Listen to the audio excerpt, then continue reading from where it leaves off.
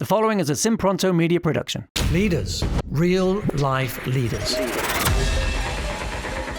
Today, I want to talk to you about 5 practical tips on how to beat worry.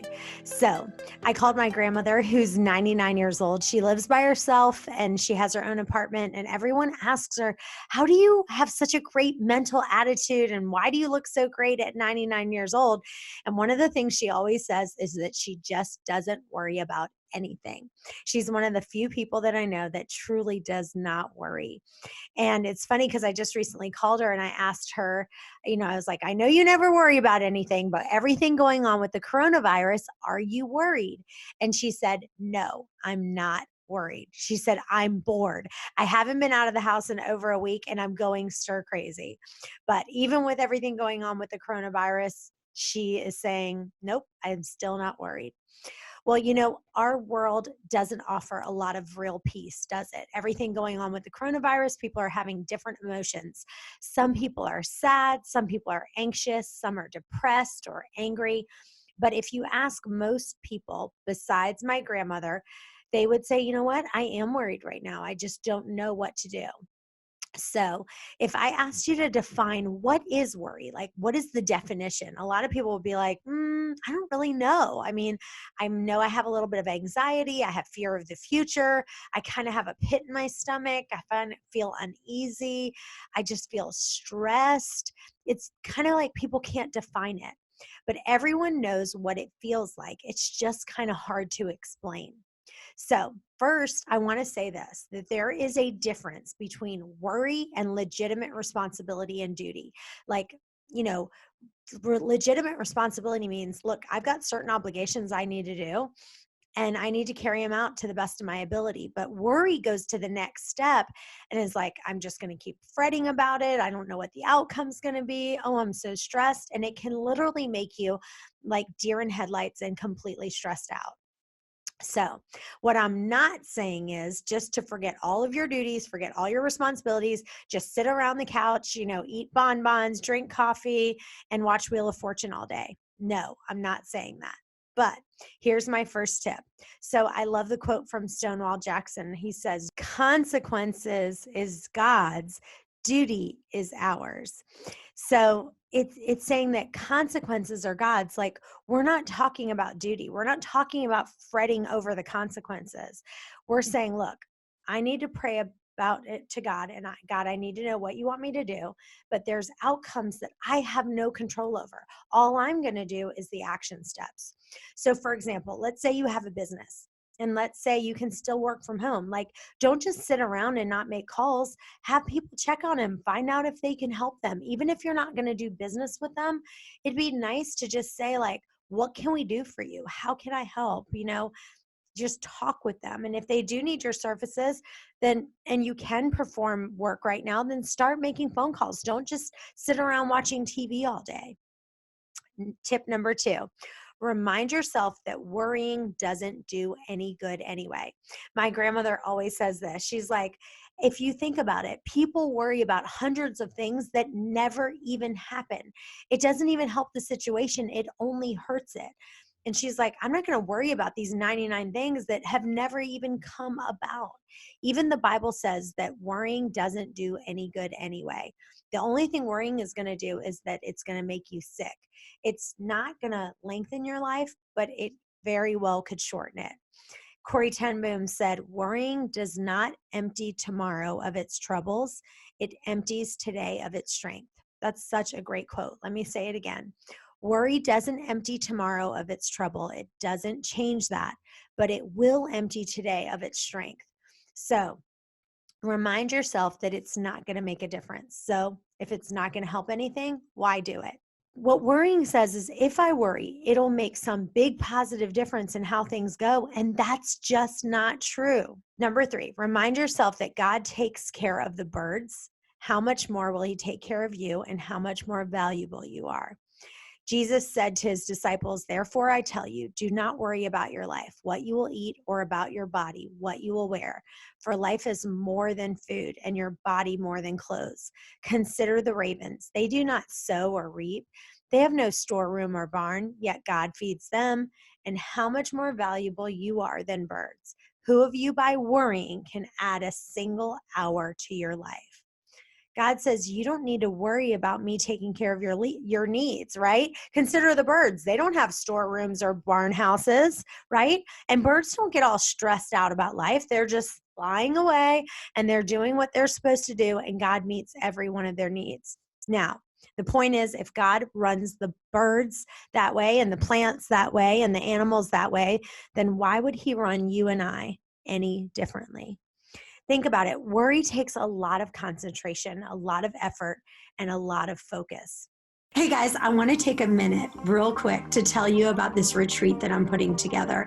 It's going to be just 10 lucky people that I'm going to select, and we are going to stay in a 5-star resort in Miami, and it's going to be pamper time. But the most important thing, I'm going to open up my books.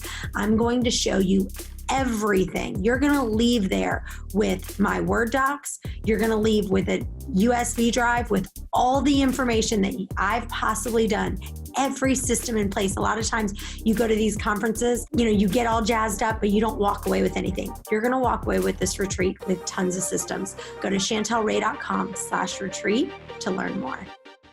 And so tip number 4 is worry is based on a wrong view of the future.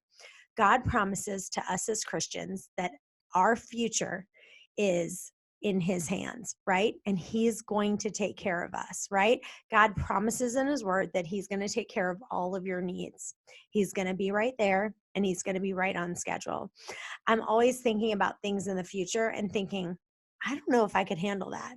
Like, have you ever gone and visited someone in the hospital and maybe they had cancer, or they had just, open heart surgery and they've lost all their hair? And literally I've walked out of visiting people in the hospital and I would say things like, God, I just don't know if I could handle that. I always say, like, God, when it's time for me to go, I just want to die in my sleep. Like, don't have me go in the hospital. Don't have me go to chemotherapy. I just want to die in my sleep. That's it. And, I've seen people who've lost their husband. I've seen someone who's lost their child, and they've gone through horrible loss. And every time I say, I just don't know if I can handle that. Well, this is what it is. This is number 5. Number 5 is God's will never lead you where the grace of God won't sustain you. Someone gave me that quote on a picture one time, and let me repeat it. It says, the will of God will never lead you where the grace of God won't sustain you. And so, you look at that and you go, oh my gosh, I could never do that. I couldn't handle that. But you know what? We're looking at the future without God's grace. And so you don't get dying grace until you're dying. You don't get cancer grace until you've got cancer. And you don't get go broke grace until you go broke. And the truth is, God's grace is always there. And so there's things, God never said that this world would be easy. He just said that he would be there with you to make it through. So what's the solution to worry? The solution to worry is faith. What's the solution to fear? It's faith. That's right. Jesus says that worry comes from unbelief. It means that you are just worrying and fretting, and you're not really believing that God's going to take care of you. Because if you really trusted that he was going to take care of you, then you just wouldn't worry, right? And so I know for me, what I've done is I kind of go back and forth sometimes, right? Like, I'll get worried about something, and then, like, even with this coronavirus, like, I'll be worried about it, and then I'll pray about it, and I'm like, okay, I'm not worried anymore. And then I'll get worried again. And the truth is that light and darkness can't exist in the same space at the same time. So faith and worry can't exist along at the same space in the same time. So they're mutually exclusive. So if you are saying, okay, I'm going to trust you. I'm going to trust you. Then all of a sudden you go back and go, okay, now I'm worrying again. Right? So the big thing is I want you to pretend like, my purse, I should have it here so I could show it to you. But my purse is so heavy. Everyone gives me a hard time because like someone will be like, oh, I'll carry that, or here, give me your purse, or oh, you left your purse. And my purse, I have so much stuff in it and it's so heavy. But I want you to visualize carrying this purse, my purse that weighs like probably about 40 pounds. And I want you to visualize, if you're a guy, just a backpack that's on your back, like either one, a super heavy purse or a backpack. And what you're going to visualize every time you start worrying is you just go, you know what? I'm going to take that purse and I'm giving it to God. I'm going to take that backpack and I'm going to put it down. And you're going to say, you know what, God, I can't carry this anymore. Like, this is too much for me. I'm just going to leave it right here and let you deal with it. And I want to exchange it for the peace that you can offer me. And so a lot of times what I've done is I'll put the purse down and then I'll pick it up, then I'll put it down and then I'll pick it back up. But what you have to do is, like, for me, the only thing that works is I have to listen to worship music and pray. The second that I'm about to get stressed, I take my phone, I have it handy dandy, I'll listen to an amazing song, I'll put it up, and then I'll tell you a couple songs that I really, really love, but they're always about faith and that I'm going to trust you and I'm going to believe in what you want. This is a great one. It's called Yes, I Will. It says, I count on one thing. The God that never failed me before is not going to fail me now. And so it's just, these are the kind of songs you have to listen to kind of encourage you. When I say Jesus, the very mention shatters the darkness and calms my soul. So I've got them handy on my phone. I've got Bible verses that I can share with you that will it'll be trading your heavy purse or your heavy backpack for his peace. And so once you've laid your burdens at the cross, you have to leave them there. No more playing that game. Pick it up, put it down. Pick it up, put it down. No, just leave it there. Stop playing that game. And I just want to pray for you today and just pray that all of you guys will just really trust God, that he really has this. And Romans 8:28 says, all things work together for good to those who love God. And so just to remember that verse, put it up loud and proud and just remind yourself of it every day. Thanks for listening to this episode of Real Life Leadership. If you'd like to get the show notes or access more resources, log on to reallifeleaders.com/podcast to get the show notes from this episode and any other resources we might have mentioned. And also, we'd love to hear from you.